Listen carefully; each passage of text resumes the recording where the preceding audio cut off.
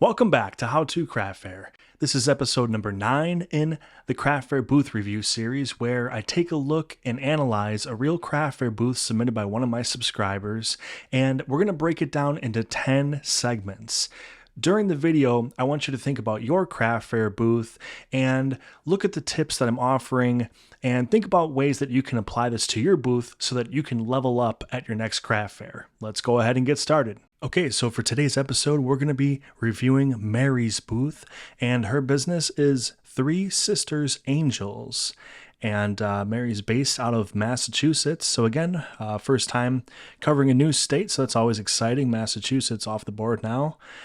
This review is going to be a little bit interesting, okay, because this is really the first time in the booth review series that we've encountered a booth that has multiple themes within one booth, okay? So we have discussed this as a possibility in previous videos, but we haven't seen a booth like this yet. So this is really exciting. It's going to be a really fun review to do because sometimes you encounter this and it gets a little bit tricky on, how to display items in your booth when you have multiple themes. So yeah, real good. Excited to get going here. And here's Mary's links for her social media pages. Go ahead and check her out and give her a follow. And let's go ahead and get started. All right, so the first thing that we're going to look at is a quick video that Mary took of her booth at a recent event, and this will give us kind of like a nice walkthrough of the booth really quick. So let's go ahead and do that. We'll do a couple of quick tips on this before we start with our 10 segments. This is a 10 by 10 outdoor booth, of course. She has 3 canopy walls. So she has a back canopy wall, and then we're looking at the left panel right here if you were the visitor walking in. And this table has an assortment of items. Okay, so we're going to cover this once we get into the 10 segments, but on this table alone, we have earrings, there's magnets, there's car coasters. Okay, so a coaster that you'd have in your car. And then there are pet related items. Okay, so like dog collars and things like that. So right off the bat on this first table, and I didn't even mention the gnomes up here either. So there's gnomes up here as well. So like I said, there's quite a few themes going on, even just on a single table, let alone, the entire booth. Okay, so let's just kind of keep that in mind, but keep rolling along. One thing to note here too is that she has stuck with, pretty much solid colors, primary colors and things like that. So that's good to see, especially with a booth that has a lot of themes. That's kind of like a must have. All right, getting a little bit closer now. So taking a look, really, really good pricing signs. We're going to cover that in the pricing segment because right now it's kind of blurred a little bit because of the video, but this is definitely a strength at Mary's booth that we're going to cover into some detail later. Okay, so we swing around and that's the opening to the event. All right, so she has a pretty nice wide entrance to her booth. Okay, so that's always nice to see so that you can have a flow in or out of the booth. Just for example, if, we kind of look across over here, this is a little bit of a tricky situation to kind of navigate, especially with things sticking out, potential tripping hazards and stuff like that. So it's always nice to see a really nice clean entrance and exit to the booth. So bonus points there for accessibility. All right, so now we swing around to the right side of the booth. Whoops, sorry about the flash there. Okay, so this is the right panel, and I like that she has the 3 panels, by the way. I've talked about this before, but it's nice because it completely eliminates distractions. You can see that when you get inside of this booth, you are really, really kind of closed in and focused in on what's inside of this booth, as opposed to, some of these booths back here where, like, for example, here's another 10 by 10 booth, and it's kind of like open. It's open air with no walls whatsoever. And, it's easy to get distracted, basically, so that's something that you want to try to keep the focus on your tent and your items as much as possible. All right, so here we have an assortment of items. There is a pricing sign right here that we'll cover later for the different items that are listed right here. And then on this side of the table, there's a rack of, let's see if we can zoom out a little bit. I think she pulls back a little bit. Okay, so we can pull out a little bit, but Really nice riser for the tumblers, excellent height with each level, so I like that. Talked about that in the very first booth review video where they had tumblers as well, and one of their risers was really nice where it provided good height like this, where there wasn't a lot of overlap and you could see most of the designs on the tumbler. Again, good pricing sign. Okay, then now we're going to swing around to the back of the booth, and she has a big banner with her logo on it. Always good to see that. And then up on top, she's got some pet collars that are hanging from the bracing of the canopy. And that's, again, something that we've talked about a little bit in the past. So doing a lot of things good, but I feel like, there is some room for improvement. So definitely excited to get this started. So let's go ahead and dive in now to the 10 segments. So first of all, she provided really clear pictures. So that is always awesome because that just definitely helps with doing the review. So I appreciate that, Mary. Now, the first thing that we're going to talk about is displays. And right off the bat, it's going to be tricky because we have a lot of different themes to work with. So I'm going to break it down for you guys really quick, the themes that she has at her booth, or at least the items. She features tumblers, earrings, pet items, pens, gnomes, coasters, magnets, and there might even be a little bit more that I'm kind of missing, but those are pretty much the bulk of the booth. Okay, so basically, there's pet products, right? And then there is like some household type of stuff like, magnets, and I guess tumblers could kind of fall underneath that, something you'd use at home. Pens, of course, would be that, that would be like a stationary item too. Then you have, you kind of dive into the fashion realm with the earrings, and it's really tough to kind of build out a booth when there's that many different directions. But one thing that I'm never going to do on these booth reviews, I will never tell somebody straight up to not do something.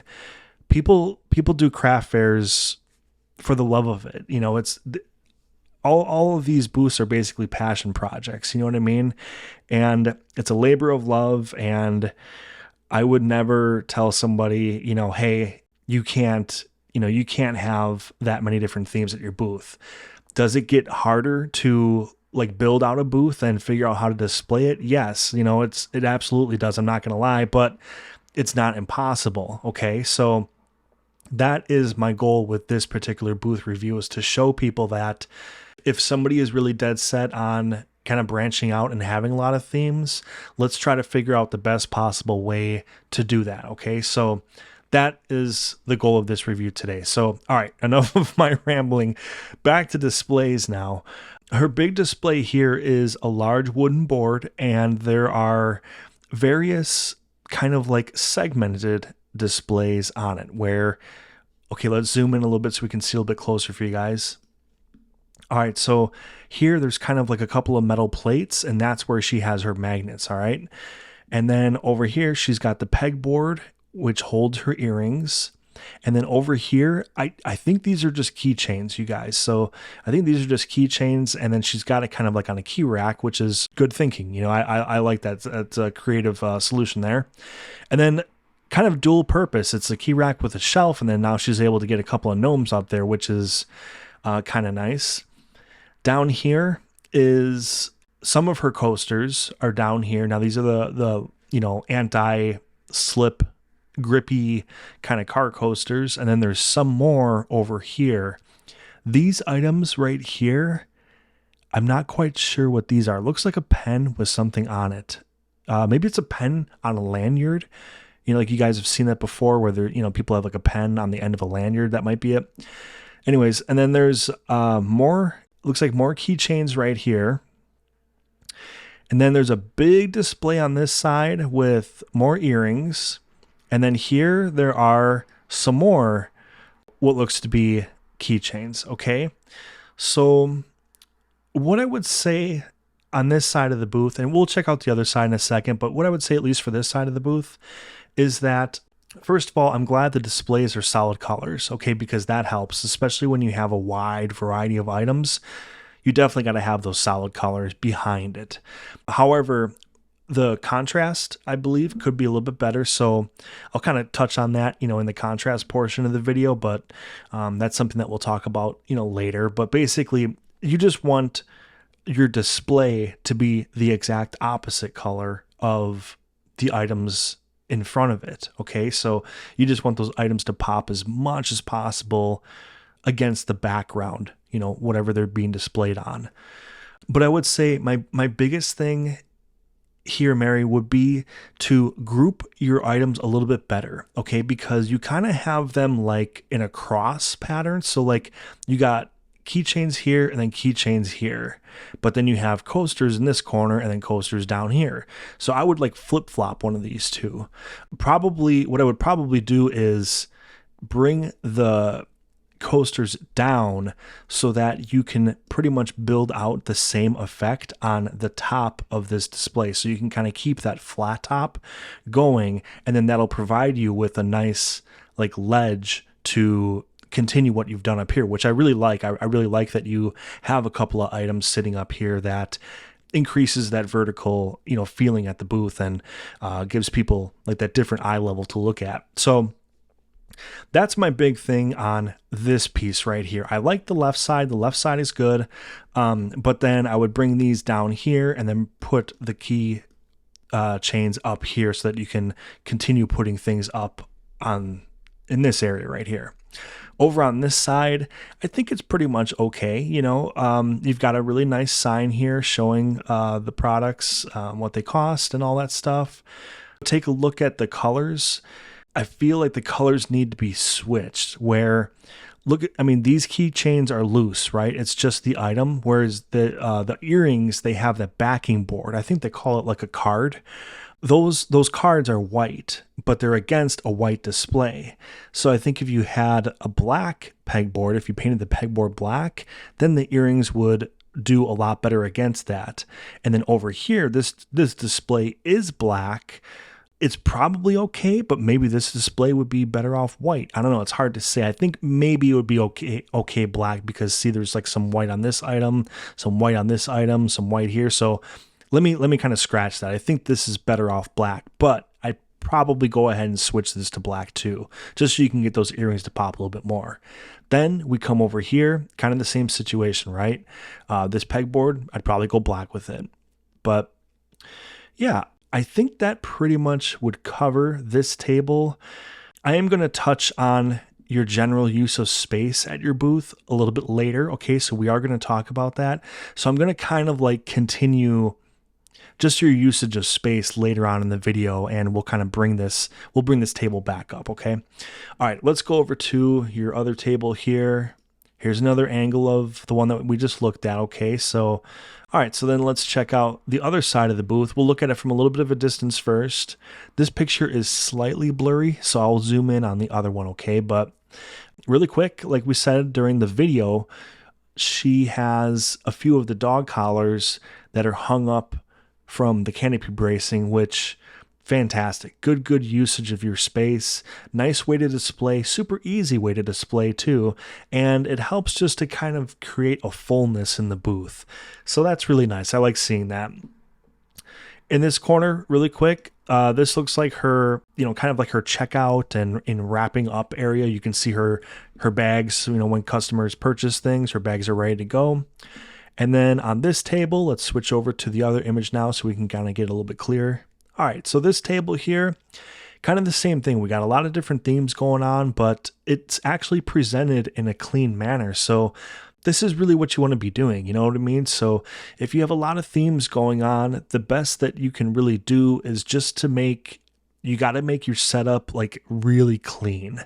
You can't have clutter around it. You got to make it like super just stripped down and kind of clean, Don't have more than you need. So doing a really good job here. The tumblers are displayed really well, as I mentioned during the video portion.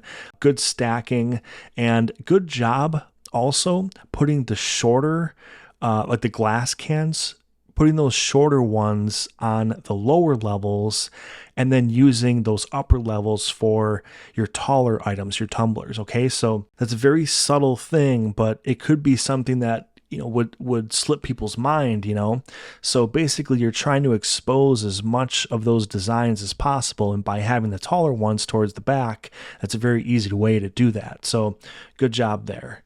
This right here is kind of a nice touch. I don't know if you guys know what this is, but it's a little rotating display. So you just kind of flick the power on, and this floor, or whatever you want to call it, like slowly rotates.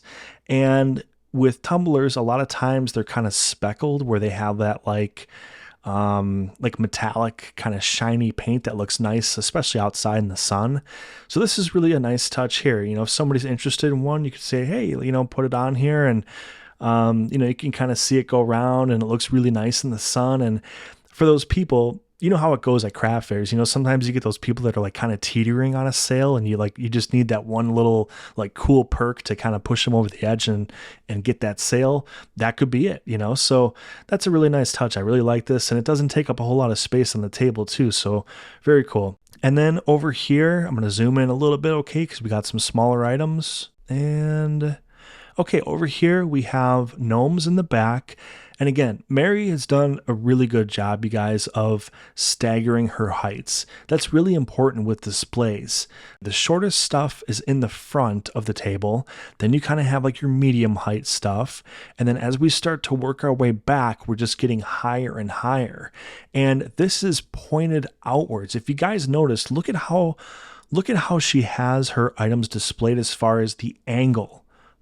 So it's pointed out diagonally. If we back out here a little bit, all right, look at how it's kind of like pointed towards the corner of the table and outwards. This is really, really cool, because with a 3-panel booth, okay, she's kind of closed in, but by doing this, when somebody's kind of coming around this corner, so say there was a customer kind of like walking down this way, the fact that she has her stuff angled outwards, they're able to kind of look across, and they would see like the other table. And then it's kind of hard for me to point, you know what I mean? But like, I hope you guys understand what I'm talking about. But if somebody's kind of coming this direction from like behind where we're looking, they would see this stuff from a long ways out. So it's just like really, these subtle things are, it's easy to overlook, but this is just something that kind of takes you to that next level.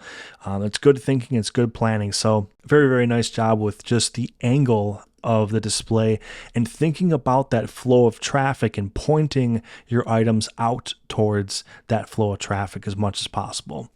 Displays for the pens are really, really cool. I really like this kind of acrylic look. First of all, it's super, super subtle, right? So it basically just puts all the attention and focus on the pens.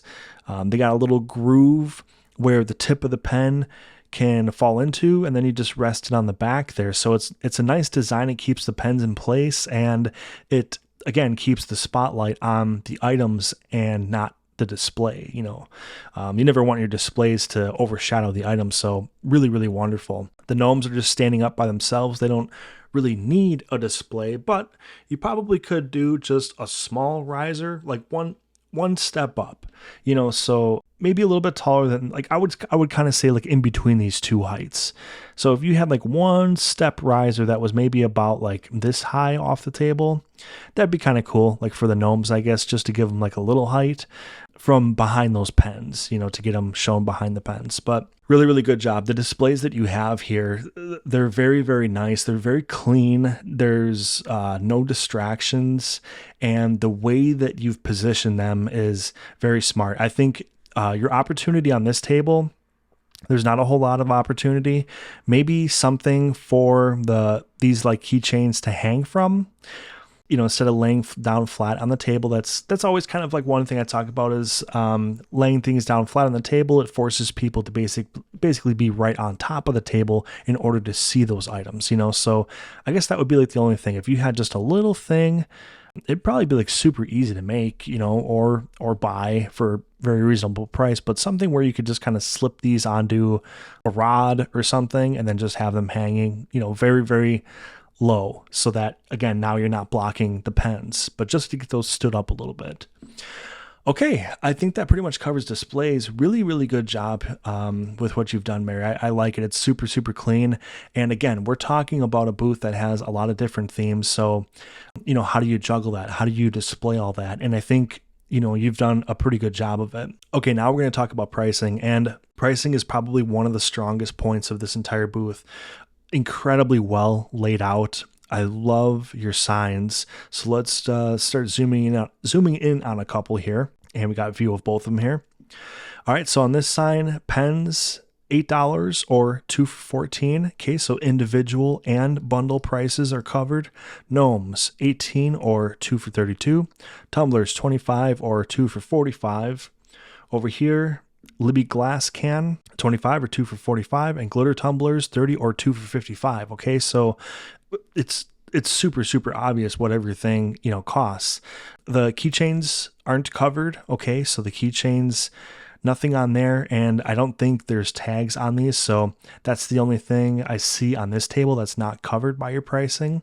But it's just very clean. I like the grouped pricing. Kind of prefer to go that route, but it's just, it's personal preference whether you price everything individually or you go with the grouped route. But if you go with the grouped route, this is kind of what we're looking for, you guys. So all of her items are grouped together, and she's got the sign right there, right where that group is. So, if you've heard me kind of reference the group pricing before, this is exactly what I'm talking about. This is a great, great example of group pricing.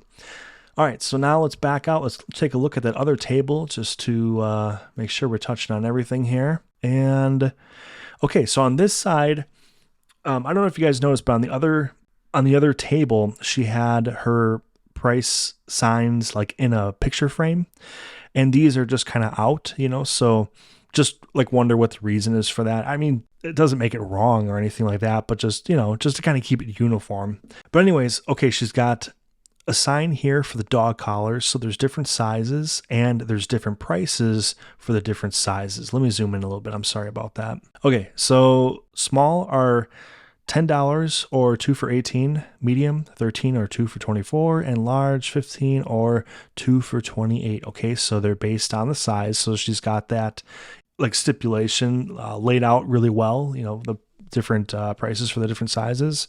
Same thing over here with the dog bandanas, extra small and small are 8 or 2 for $14, and then medium and large $10 or 2 for $18.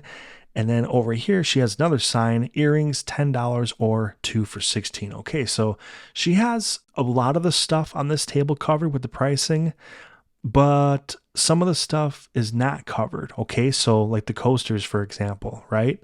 We don't know what the coasters cost because I don't think that there was any coasters over here. Pens, gnomes, tumblers, no. Okay, so that's the first thing that I've seen, I think. Oh, and maybe the keychains on the other table. So there's been a couple of things that aren't covered in your grouped pricing. Okay, so that's something to keep in mind. You have a great foundation started with your pricing. The signs are fantastic, really, really nice signs. It's got, your branding on it, and I like the use of multiple font colors. So I like that you have the name of the item and the sizes as one font color, and then you got the prices a different font color. It just kind of adds a little bit of distinction on the sign, and it makes it easier to read as opposed to everything being all one color. It doesn't quite pop as much if it's all one color. So really, like, your signs that you're using for your pricing are wonderful. Really, really like it, but just make sure that all of your items are covered under that grouped pricing. Okay, so I think we're going to go ahead and move on to signage. So let me back out here, and I'm going to go to a different angle because there was a sign down here that we didn't talk about yet. Okay, so there is a big sign right here. We'll talk a little bit about it in the marketing segment, so I'll leave this one alone for right now. But then, you know what, you guys? I just missed it. See this sign right here?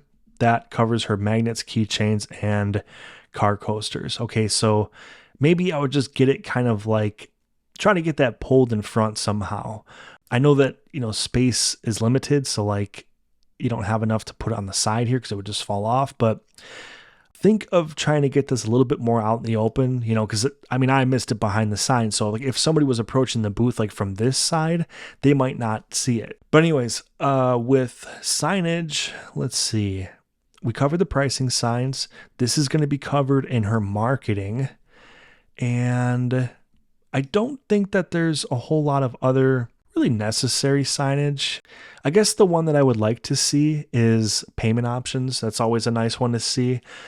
So if this is kind of like the payment corner where you're doing your transactions and stuff like that, it would be nice to see a little sign that says, I accept cash and PayPal or whatever you accept and all that. Just show your different payment methods.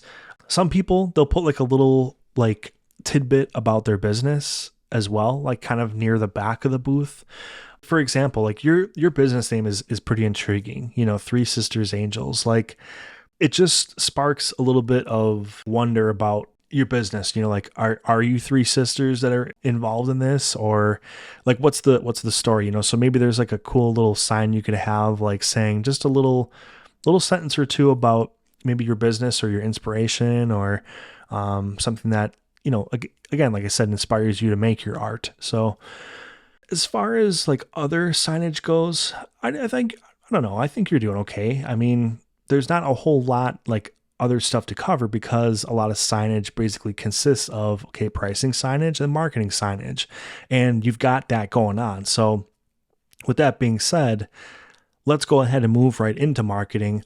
And first of all, the biggest piece that you have is your banner in the back. All right. So you have a really, really nice logo. I really like it, by the way. It's got a great font.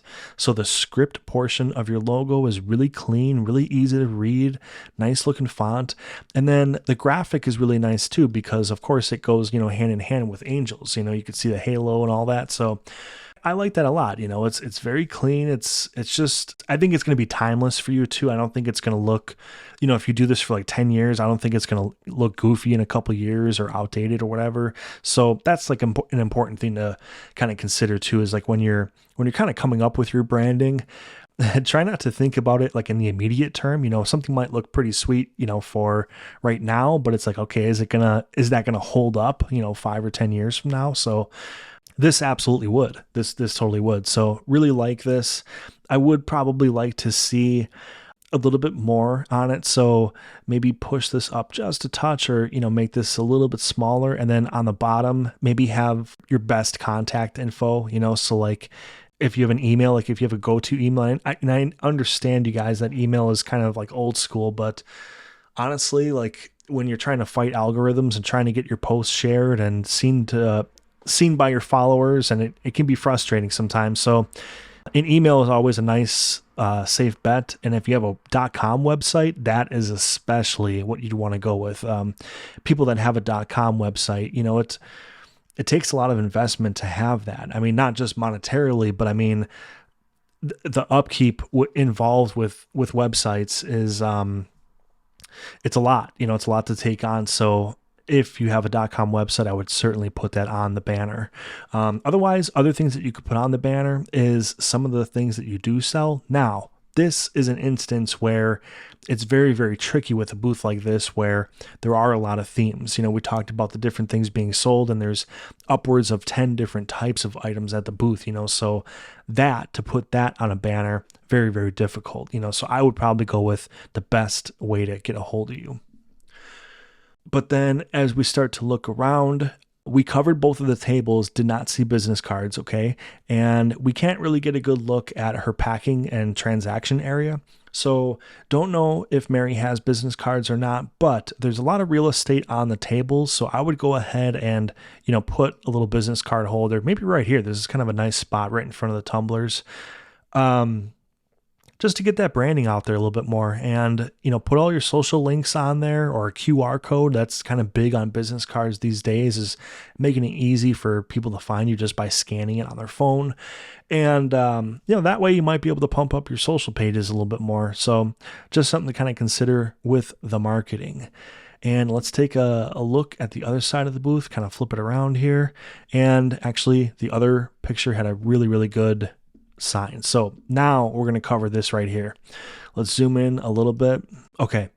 So first of all, she has a big poster frame board here with a really large graphic inside of it. This is kind of cool because usually we see versions of this, like, kind of follow me on my socials.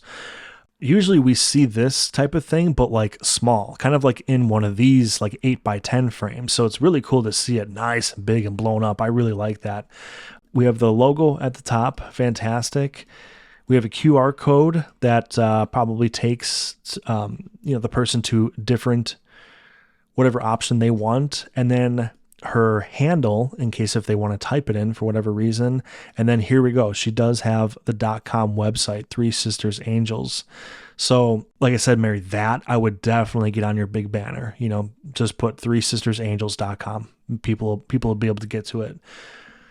But this is really, really nice to see. This is probably one of the better marketing signs that we've seen in all the booth reviews so far. So if you're looking for a little bit of inspiration, this is very, very nice. Very nicely done. All right. So that pretty much covers it. As far as tips, I had the tip on the banner, I don't think table runners are necessary because you have the nice big banner right here. So in this case, I actually would not recommend a table runner with your logo on it, because the main thing that's going to be a struggle with the booth is like battling all the different themes. Okay. So when it comes to what you're putting on or around your tables, we want as clean as possible, because it's going to be easy to kind of get distracted with like all the different themes, So as far as table runner goes, I would totally stay away from table runners. So I really like just the straight black tablecloth, no runner. All right. Now the next element that we're going to talk about is vertical space. And I think pretty solid here. Okay. I think there's a lot of positives. So this table, there are some things on the table itself, which if you're going to do that, I would prefer to see instances like this, like down here in the corner with just the keychains. Okay, that's not that bad. But when you have like a lot of bigger items like the dog collars and bandanas, these items over here, that gets to be a little bit tricky because again, you have to be right on top of the table to kind of see all these, and you got to be looking straight down. So, people that are kind of like walking and browsing and not really in the booth, they're not gonna be able to tell what all that is, But when we start talking about verticality, we're talking about just different eye levels for people to look at. So I'm not opposed to having stuff on the table, but it would just have to be things that are like short or small. Maybe, I was going to say like maybe if like the magnets were displayed in like a different way, maybe if there was like a long metal thing that you could kind of have something long and metal, like just running like the length of this and not tall, but like just tall enough to basically have like one of these boom, boom, boom, boom, boom, like just all the way down. And that would be like your front line of your table and have it pointed out, kind of like your pens are, like they're pointed outwards. So that might be kind of cool. Like if you were able to get something metal, something thin that you could just put on the end of the table here and then have that as your first eye level.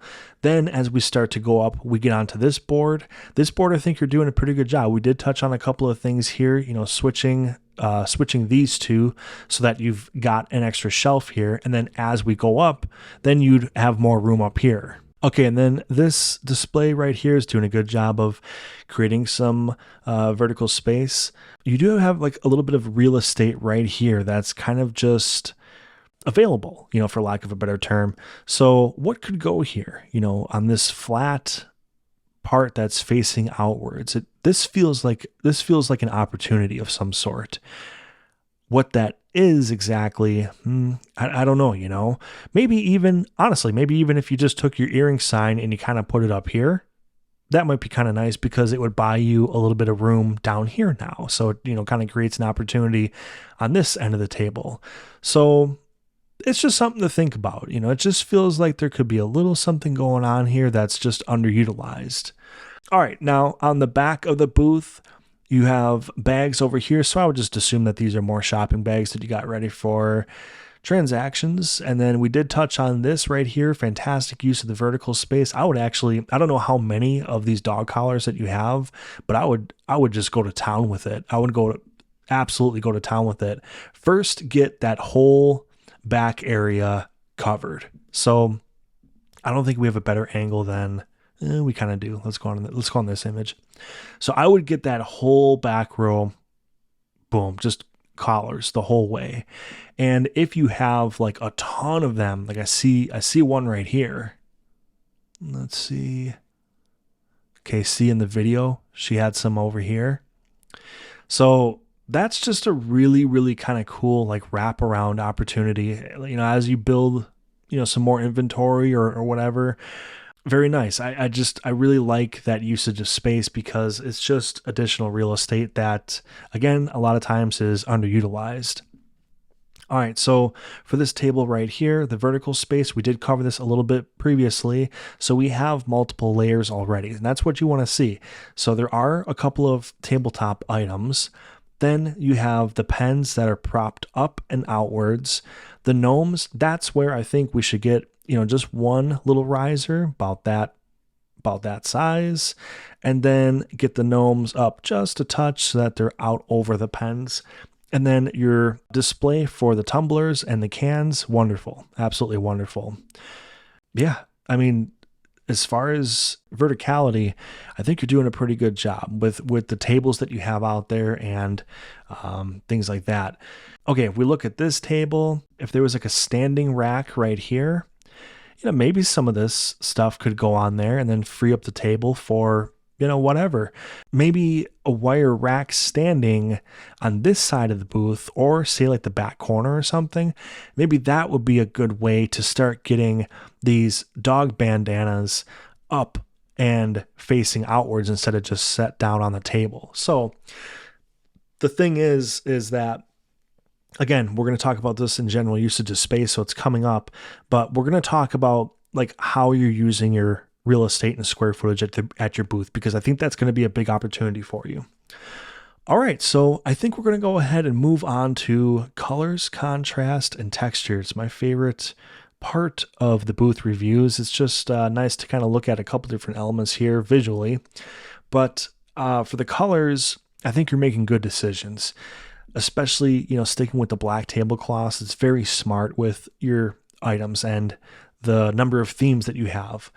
Staying away from the runners, like we talked about, another good decision. So very good there. Now this display, it's a light wood. It's very, very light. I don't know if it's pine or what, but very, very light colored. And then you have light colored pegboards and then light colored earring cards. Okay. And then even here, I do like that the coasters have the pink outline. That does help, because if it was just the white outline, that would be, again, kind of tricky against the light colored wood. So maybe this is like a little bit of an opportunity with the color of the wood, perhaps just a little bit of a darker like stain on it might be kind of nice, because there's a lot of white, a lot of light. So maybe just a little bit of a lighter stain, or I'm sorry, a darker stain on the wood would help just as far as contrast goes. Then we talked about this display with the white pegboard and then the white cards. So this one, I think I would like to see you go just straight up black on that pegboard like you've got here. I think that would really, really help this one especially. All right, and then for the other side, let's take a look over here. I do like the solid black tumbler display. Very, very subdued and subtle, and it keeps the focus on those tumblers. So that's wonderful. And again, black tablecloth, no runner on this side. That's fantastic. And then we talked about the pen displays, and that is, you know, a clear acrylic type of material where, you know, no patterns, nothing distracting. Very, very nice. Your signs for the pricing. Maybe this is an opportunity to start like injecting just a little bit of kind of like flavor into the booth. So right now the booth is basically black and white. If you take all of her actual items that she's selling out of her booth, everything is black and white. So that her marketing logo is black and white. The tent canopy itself is all white. Her tablecloths are black. Most of her displays are black and white. All right. So very, very like, kind of like monochromatic theme going on. So what I would consider is the introduction of a third color. So you have black, you have white, and I would maybe consider just introducing some sort of color that you're very fond of and start incorporating it little by little into your booth. And it just kind of helps with like the personality and the coziness and the identity, I guess. It just becomes a little bit more established, I guess, because trust me, I love black and white booths. Okay. It totally keeps the focus on the items. But if it's only black and white, that's where it gets a little bit tricky, where it's kind of like, okay, like, where's this person's flavor and flair? So you want to see a little bit of that at the booth, so just start kind of thinking about that and don't go overboard with it, because you're doing a really, really good job with the black and white, so it's just kind of like little touches here and there. And your pricing signs is one spot that you can do that very easily, so you can swap out color of your choice, and that can be a way where you can start to inject, that branding and establish a color into the branding. That is pretty much it for color contrast and texture, though. I think you're making good decisions with what you've got, and I wouldn't stray too far from what you're doing from. It's just maybe that little bit of color for the flair and personality. All right, so now we're going to talk about the strength of theme. So this is going to be one of the tricky parts of this booth, okay? So there are many themes at this booth. As we discussed, there's items for in your home. There's items for around your home. There's items that you can use personally on you. There's a lot of different kind of angles. So what I would recommend is just taking a good hard look at your sales, Mary. So if you are just doing this as a passion project, okay, and it's not so much about the sales, but it's about what you're creating. Like some people, like some crafters are like that, where it's kind of like, I just want to create stuff and I can present it, and if it sells, it sells. And a lot of times you'll see that with booths where there's many themes, okay, because people are creating from their heart and they're saying, you know what, I don't want to stay like in one lane. I want to make, whatever the hell I want to make. So sometimes you'll see that with booths where there's a lot of themes. But if you want to make a lot of different types of things, but then you also want to like sell a lot of stuff, like you want to have that popular booth and, move a lot of items, then I would recommend that you start taking a look at your sales. Like really, really pay attention to tracking your sales, identifying trends, what's selling hot, what's not selling that great. Are your items seasonal? Like, do you do better selling certain things at certain times of year, where say you're setting up a booth in the spring and it's like, okay, everybody's busting out the gnomes and, it's kind of like that type of year or whatever. Then you can understand that, all right, in the springtime, I have to dedicate a little bit more square footage in my booth to the gnomes because that's the time of year where they're doing pretty good. On the flip side, if you have like something that sells better in the fall, then it's like, then you have to change it up a little bit. So just kind of be prepared for that adaptability with your items and how much square footage in your booth you're dedicating to the different themes that you have. Okay, so some people don't have to worry about that situation as much, where, say, for example, somebody makes candles. Well, in that instance, like their whole booth can just be all candles and they don't have to have that ebb and flow of like, okay, I have to divide this up and this up and this up at my booth, and I can only have like, this space for that item. So in a situation like this, that is something that you have to be really, really careful of and just constantly be analyzing it. Okay. So your booth is probably going to be a little bit more fluid than most people with how you're setting it up and how much space you're dedicating to each of these themes. Okay. So now we're going to talk about accessibility. So when I talk about accessibility, I mean the ease of people being able to get in and out of this booth, them being able to look at things in a safe manner where displays are secure, they're not going to topple over, there's no tripping hazards, the general tidiness of the booth, all that sort of situation. So let's kind of just take it step by step. So let's cover tripping hazards and the safety of the booth. So on this table, we have a couple of larger displays. All right. So there's one here, and I'm going to go to a different angle because we saw kind of how it was. See this backing board right here? So it's kind of like folded out, So I don't think that display is really going anywhere. That looks pretty solid. And especially it's nice when you have like the canopy wall because there's not going to be like wind like blowing in to blow this entire thing over. So that's also just another thing to kind of consider with having 3 canopy walls is you're going to have a little bit more of a controlled environment as well on those windier days. So very, very good. All right, so this display right here, it is taller, so that's just one of those things where it's like, all right, I mean, you just got to make sure that it's pretty solid, so it doesn't topple over. I don't think that's an issue there either. So I think that this entire situation is good. Okay, and then when we take a look at the tent weight, looks like you have like a cinder block or a brick of some sort that I would just look at as an opportunity to upgrade just to keep it a little bit more tidy, visually appealing sort of a situation. I mean, it's getting the job done, you know what I mean? But that could be a possible level up to go ahead and take the booth to the next level. All right, and then as the people enter, again, we touched on this before, there's a really wide entrance to this booth, so that's wonderful. You want to be able to give the people a nice clean lane to get in and out of the booth, so very good there.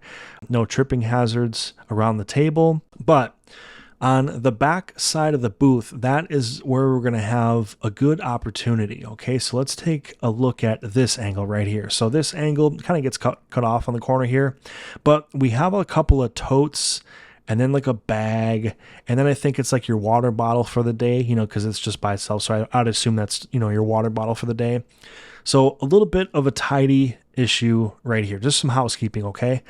I would do your absolute best to get these totes underneath something.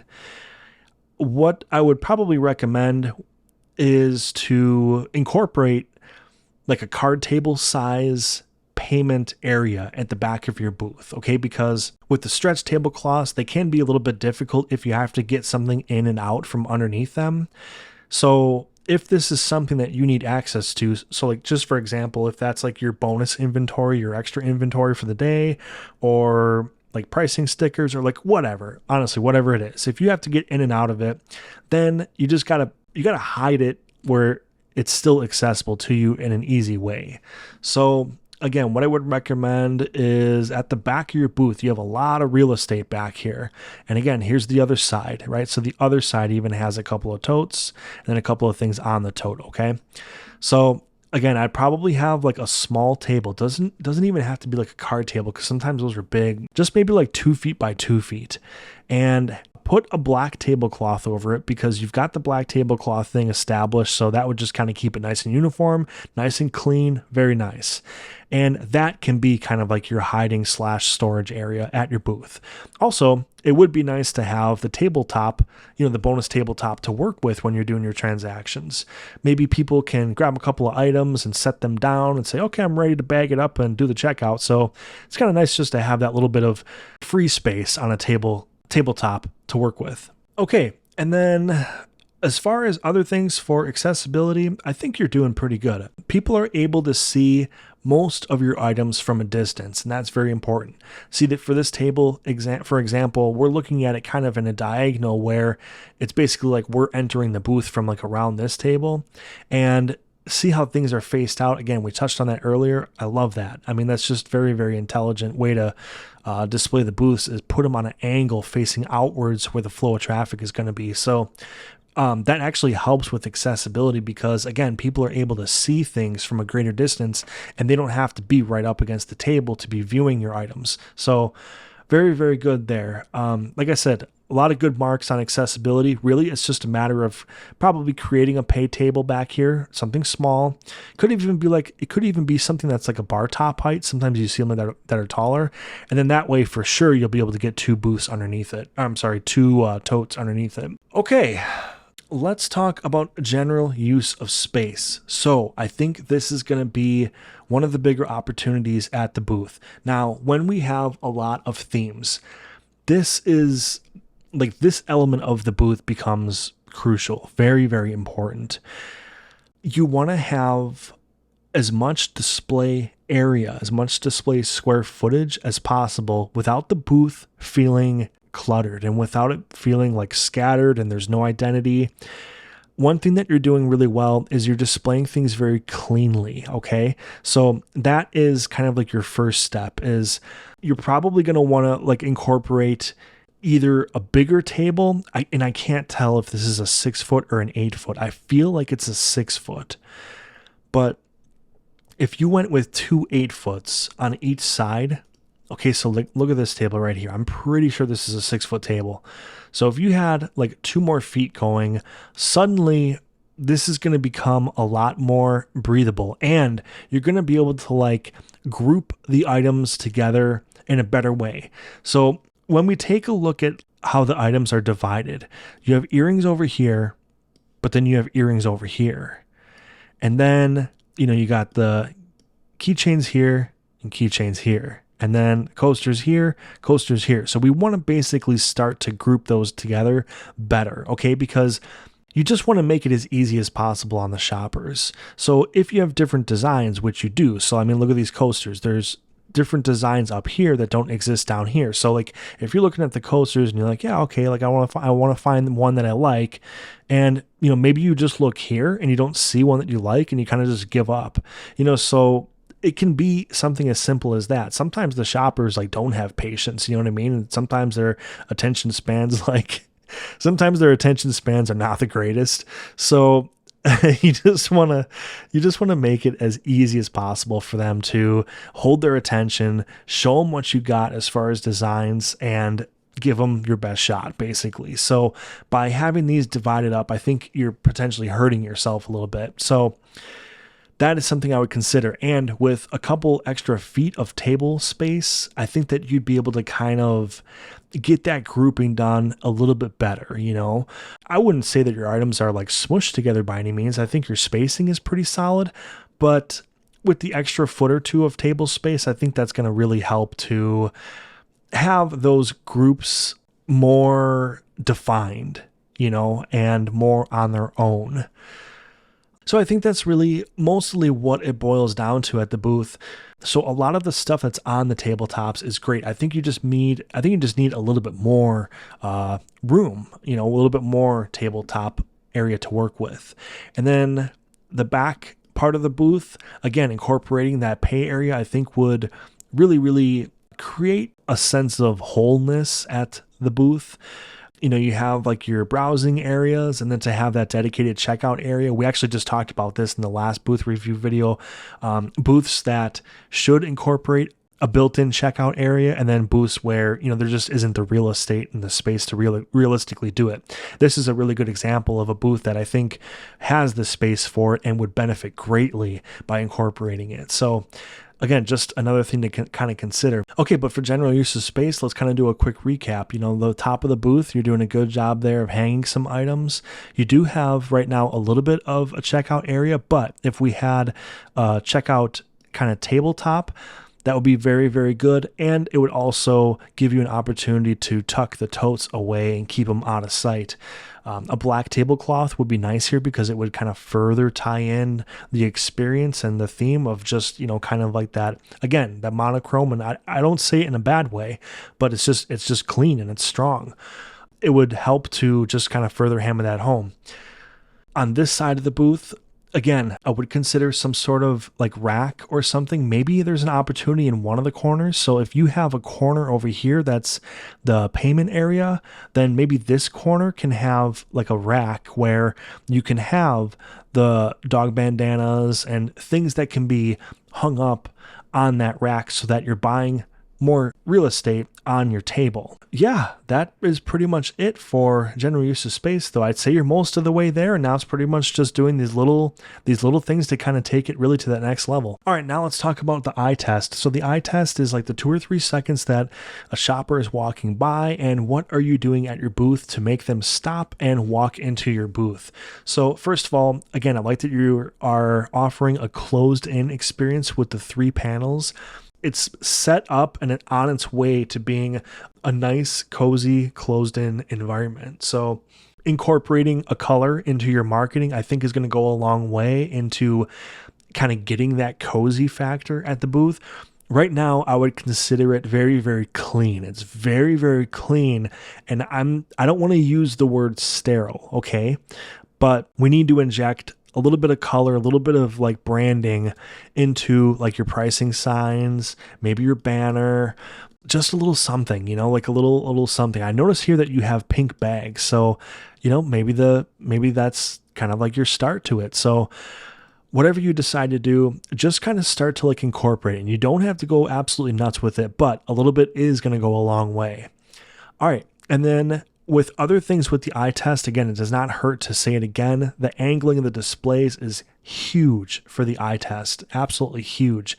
This is pointing what you have to offer out towards where the people are going to be walking by. I mean, that's what you want to be doing. I mean, that's absolutely huge. There is a little bit of room here, right? So here's the pole from your canopy, and the table is about a half a foot into the canopy. I would go ahead and just slide that forward. You want to have the tables and the displays basically starting like at the very, very front of the canopy. You just want to have your items as close to that shopper traffic as possible. So if we look at the other side, okay, here's a good example. So this is a pretty decent, probably pushing 2 feet for sure, maybe even 3 feet into the booth before, kind of like the items like start. So you want to get that outwards. And this marketing sign that I really like, instead of having it angled out, which I would typically normally like, but if we're trying to get this table pushed out, what I would do is just lean it up against like right here, have it point straight outwards so that you can take this table all the way out. That now is going to create a big area in the back of your booth to work with. So you can really kind of get creative with some additional space back here by getting that table closer to the front of the booth. So that is probably about it for this review. Again, this was a little bit trickier, like we've been talking about this situation for a while now where, some vendors have a lot of different themes going on at their booth, and, there's hurdles, there's things that you have to consider that other vendors really don't have to even think about, So this is a really cool booth to review. And Mary, I really appreciate you sending your booth in for me to review and for the whole world to see. And I hope that there was enough in here to kind of give you some tips and all that, and, kind of keep you inspired and motivated to go ahead and level up. But I think you're doing a great job. I mean, honestly, I typically recommend to people to try to limit how many themes and items they feature at their booth.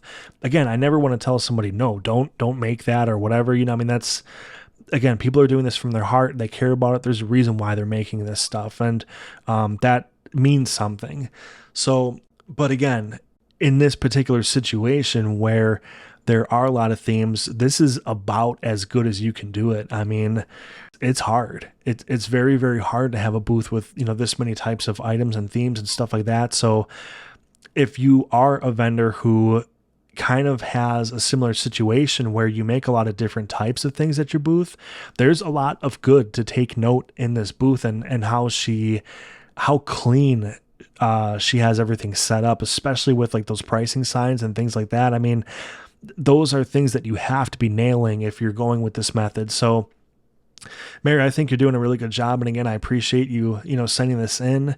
Everybody, thank you for watching, and check out Mary's links again. So if you are on Facebook, Instagram, all that stuff, check out her .com website. Again, that's a lot of things. That's something that a lot of vendors don't have, is the full-on .com website. So that's nice to see. But if you are interested in having your booth reviewed, I am kind of in a bit of a holding pattern for the moment, and I don't know when you're viewing this video, right? So, I mean, you could be watching this video 2 years after it's been out, but it's kind of like a fluid situation. So what I would recommend you do is just check out my website, and there's going to be instructions on booth reviews there. So check out my website. There's a lot of cool stuff on there. I have an Etsy page. I have Amazon links for really great items that you should consider using at your booth. All sorts of stuff on the website. And if you want to check out all the other booth reviews, click on the playlist above, and thank you all so much for watching. Please consider liking and subscribing if you have enjoyed this video.